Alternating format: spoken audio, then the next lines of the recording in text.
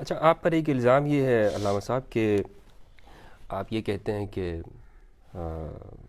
نبی کریم صلی اللہ علیہ وآلہ وسلم کے بعد ان کے جو صحابہ کرام رضوان اللہ علیہم ہیں، ان میں صرف 3 مسلمان رہ گئے تھے اور باقی جو ہے سب کافر ہو گئے تھے. کیا آپ نے اس طرح کچھ کہا ہے کبھی؟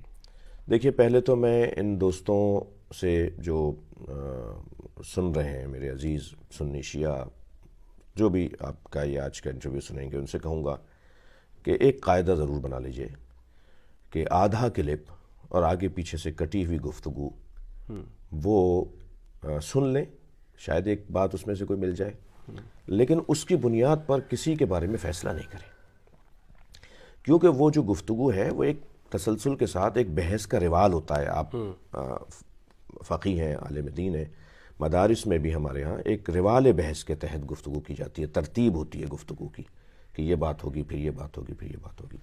اس میں نقل اقوال کیا جاتا ہے. اس میں ہمارے ہاں تو بڑا عالم ہی وہ ہے، یعنی ہم سنی شیعہ مدارس کے اندر، کہ جس کو اقوال زیادہ سے زیادہ پتہ ہو.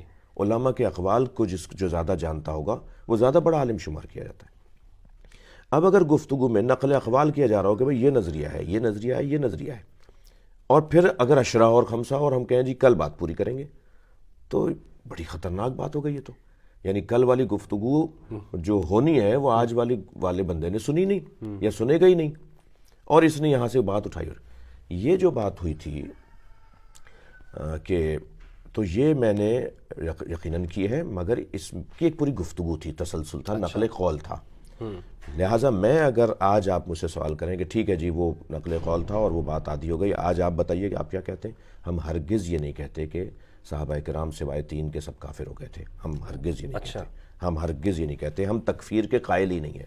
ہم صحابہ تو بہت بڑا مقام ہے. صحابہ، میں نے شاید آپ سے پچھلی گفتگو میں کہا ہو کہ میں نے، اور کسی پہ احسان نہیں، اپنے لیے اور اپنی عوام کے لیے پورا عشرہ میں نے عظمت صحابہ پہ پڑھا ہے، ریکارڈ پر ہے وہ. اچھا جی، عظمت ازواج رسول پہ پورا عشرہ پڑھا ہے باب العلم کے اندر، ریکارڈ پر ہے وہ. اور اس غرض سے بھی پڑھا کہ ایک تو یہ الزام، بات، تہمت کہ صاحب یہ اس موضوع پہ بات نہیں کرتے، وہ بھی دھلے اور ہمارے لوگوں کو بھی اویئرنیس ہو. اور جو ابھی آپ نے پہلا سوال کیا تھا کہ آپ یہ تقیہ کی بنیاد پہ کر رہے ہیں، اگر ایسا ہوتا تو میں یہ کام اس لیے کر رہا ہوں کہ ہم اگر کہیں کمزور رہ گئے ہیں کسی چیز میں، مثلا ان عناوین میں اگر کمزور رہ گئے تو ہماری قوم مضبوط ہو جائے. تو مجھ جیسے لوگوں کو تو انہیں ایوارڈ دینا چاہیے کہ یہ ایسا بندہ ہے کہ جو ہے شیعہ برادری میں کا عنوان رکھتا ہے، لیکن یہ ہمارا کام کر رہا ہے.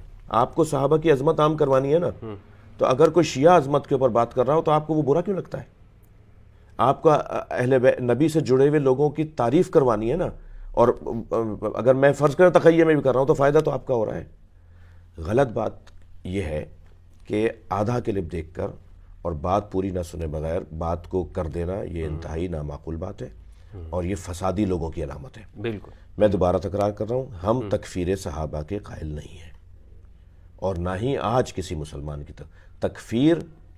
وہ صحیح احادیث کی روشنی میں تکفیر مسلمان کی کرنے والا خود کافر ہے.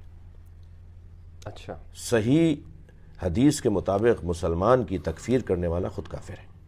لہٰذا ہم نہ معاذ اللہ صحابہ کرام کی تکفیر کے قائل ہیں، اور نہ ہی ہم اہل سنت کے کسی بھی فرقے کی تکفیر کے قائل ہیں. ہم تنقید کے قائل ہیں، ہم تحقیق کے قائل ہیں، جو ان سے برداشت نہیں ہو رہی.